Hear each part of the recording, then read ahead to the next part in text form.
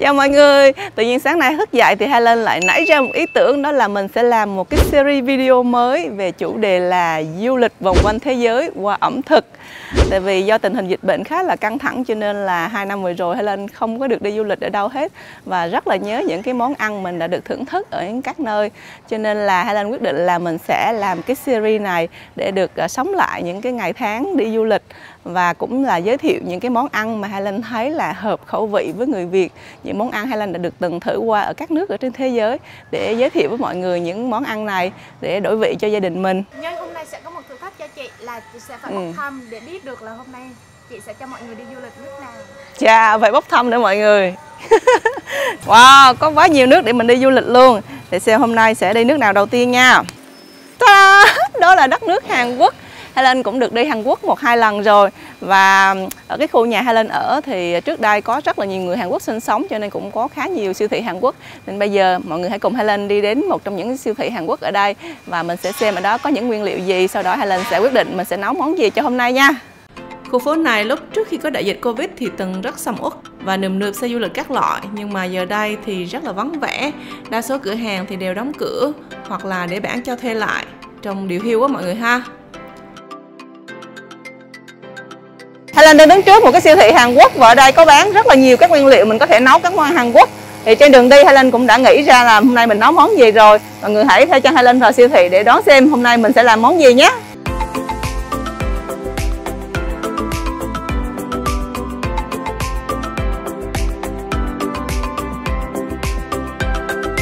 Đầu tiên thì mình sẽ mua mì vàng cọng to, thêm một gói tương đen, ít dưa leo, cà rốt,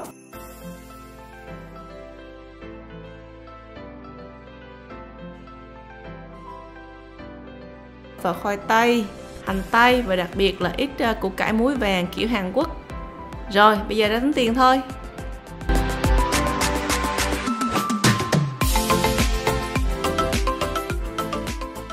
Vậy là Hai Linh đã trở về nhà và đây là tất cả những nguyên liệu mình đã mua được ở siêu thị Hàn Quốc.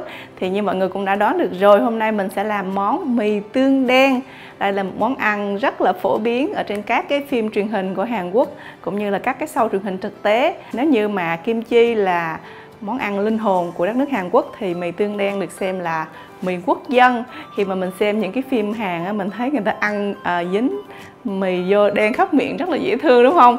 Thì hôm nay Hai Linh sẽ cùng làm với mọi người món này để xem thử có ngon được như trong phim Hàn Quốc không nha. Nguyên liệu cho món này thì gồm có là một khúc củ cải trắng, cà rốt, bí ngòi, bắp cải, dưa leo, khoai tây, hành tây, thịt, sợi mì, tỏi, bột năng, tương đen và củ cải muối. Thịt cắt hạt lựu và các cái loại rau củ mình cũng gọt vỏ và thái hạt lựu hết. Thì đây là thịt nạc vai. Thì các bạn có thể dùng thịt heo hoặc là thịt ức gà. Nếu mà các bạn ăn chay thì dùng nấm cũng được nha.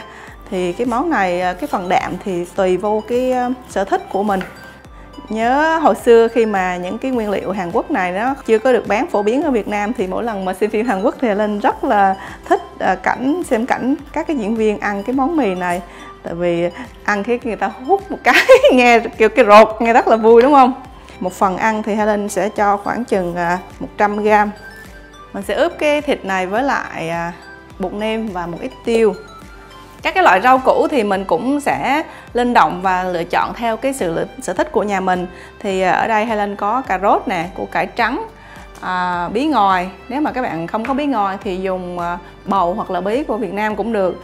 Rồi có bắp cải, hành tây và khoai tây.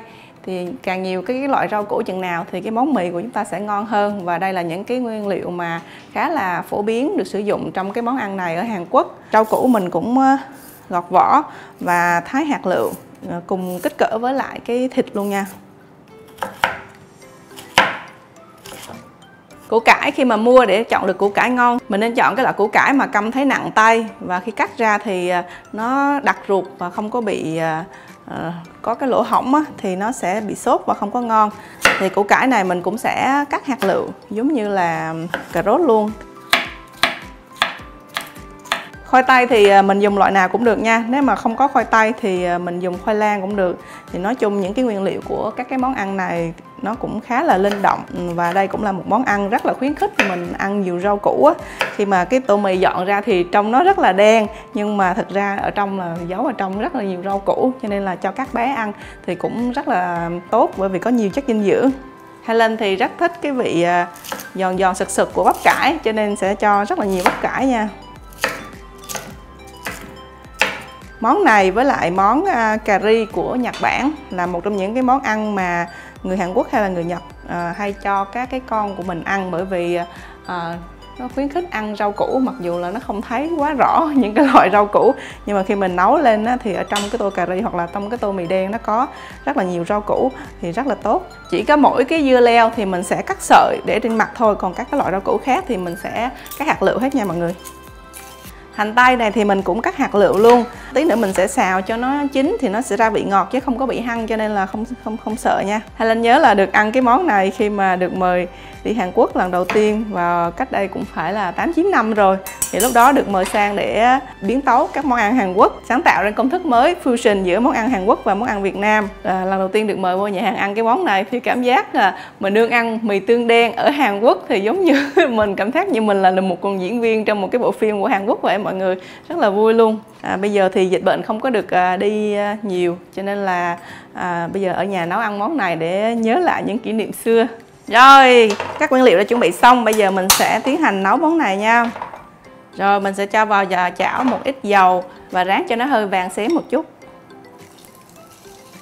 Mọi người biết không, món ăn này thực ra không phải là có nguồn gốc từ Hàn Quốc đâu, nhưng mà Helen nghe một câu chuyện rất là thú vị, đó là những cái người nhập cư vào Hàn Quốc cuối thế kỷ 19 á, thì người ta nhập cư rất đông và sau đó thì không được trở về nước, cho nên người ta đã làm cái món ăn này. Thực ra nó có nguồn gốc từ tỉnh Sơn Đông của Trung Quốc. Sau đó người ta sẽ thay đổi khẩu vị một chút để mà hợp khẩu vị hơn với người dân xứ Hàn. Và đây là một trong những cái món ăn mà người ta hay làm để đỡ nhớ quê hương đó mọi người. Cuối cùng thì món ăn này lại được nổi tiếng hơn và được biết đến như là một món ăn Hàn Quốc, nhưng mà thực ra nó có nguồn gốc từ đất nước Trung Quốc. Khi mà thịt nó đã chín đều vàng các cạnh và cháy hơi vàng xém thì mình sẽ cho vào một ít tỏi băm cho nó lên mùi cho thơm, cũng như là sẽ cho vào đây ít hành tây. Helen sẽ xào cho hành tây này nó hơi trong lại. Rồi mình sẽ cho hết tất cả các cái loại rau củ này vào. Ở đây thì có cà rốt nè, củ cải, rồi bắp cải, cho hết vào luôn. Ăn nhiều rau cho bổ nha mọi người. Hay là bí ngòi Helen cũng cắt hạt lựu cho vào luôn. Rồi mình sẽ xào lên và cho vào một chút xíu nước, sau đó đậy nắp và chờ cho cái rau củ này nó chín trong vòng khoảng 3 đến 5 phút. Rồi ngoài cái món mì tương đen này thì ở Hàn Quốc còn rất là nhiều các món ăn ngon khác mà như mình xem ở trong phim Hàn, như là món canh kim chi nè, bánh gạo cay nè, heo nướng, ba chỉ nướng, bò nướng bulgogi, rồi món tráng miệng thì có đá bào bingsu. Quá nhiều món ngon luôn. Thì trong series du lịch vòng quanh thế giới cùng với Helen qua ẩm thực này thì Helen sẽ cố gắng giới thiệu thêm những món ăn khác nữa. Nếu mọi người thích Helen làm món ăn nào nhất thì hãy bình luận ở bên dưới để Helen chọn món đó để làm trong tập tiếp theo nha. Rồi rau củ sau khi nấu được 2-3 phút thì nó cũng hơi mềm rồi, mình sẽ tạo chỗ trống ở giữa chảo và cho vào đây khoảng 2 đến 3 muỗng tương đen. Tương đen này mà bắt buộc phải là tương đen của Trung Quốc hoặc là Hàn Quốc nha mọi người. Còn cái tương đen của Việt Nam thì nó không có đủ cái độ đậm đà màu đen, cũng như là nó sẽ bị ngọt quá so với cái món mì này. Thì mình sẽ xào sơ cái tương đen này ở giữa chảo. Sau đó mình cũng sẽ trộn chung cái rau củ vào luôn. Đó, khi mà mình trộn lên thì cả cái chảo này nó sẽ lên màu đen hết luôn.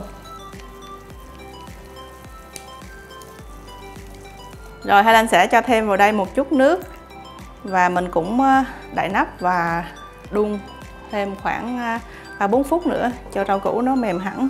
Trong khi đó thì Helen sẽ quậy thêm một ít bột năng hoặc là bột bắp với nước để tạo cái độ sệt cho cái món nước sốt của mì tương đen này nha.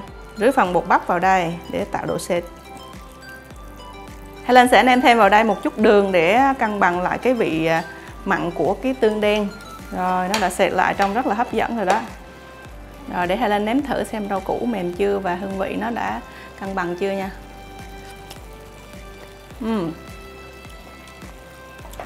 Nó hơi mặn mặn nhẫn nhẫn cái vị của tương đen và hơi ngọt ngọt.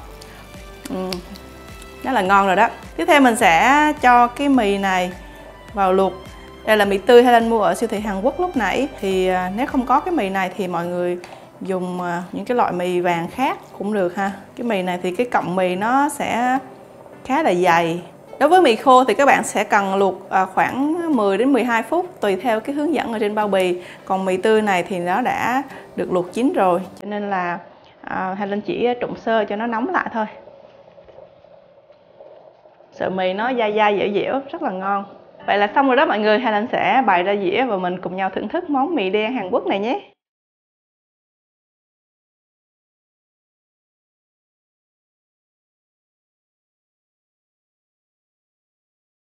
Helen cho lên trên ít dưa leo các hạt lựu, nửa quả trứng luộc và ít mè rang nữa. Bây giờ mình sẽ thưởng thức món này nha. Ở đây Helen có đũa bằng inox cho giống kiểu Hàn Quốc nha. Mình sẽ trộn lên. Dạ, trông hấp dẫn quá. Mọi người biết không, món này trước đây thì được coi là một món ăn khá là xa xỉ, cho nên là chỉ những dịp sinh nhật thì người ta mới được ăn cái món này thôi đó. Mời mọi người cùng thưởng thức với Helen nha. Ăn cái mì này mọi người phải hút chục chục mới hấp dẫn nha.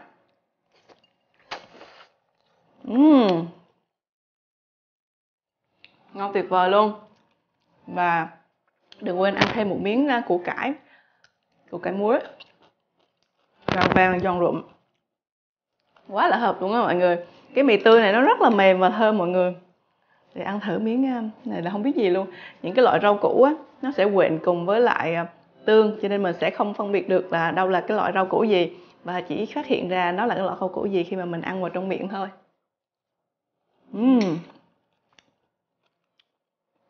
Helen vừa ăn thử miếng thịt heo và củ cải rất là ngọt. Nếu các bạn đã từng đi Hàn Quốc và ăn qua món này, hoặc là có những cái hình chụp kỷ niệm gì với món ăn này thì cũng chia sẻ ở phần bình luận bên dưới cho Helen biết với nha. Hẹn gặp lại các bạn vào tập sau trong series du lịch vòng quanh thế giới với Helen qua ẩm thực, và chúng ta sẽ cùng nhau làm thêm rất nhiều các món ngon của các nước trên thế giới nữa.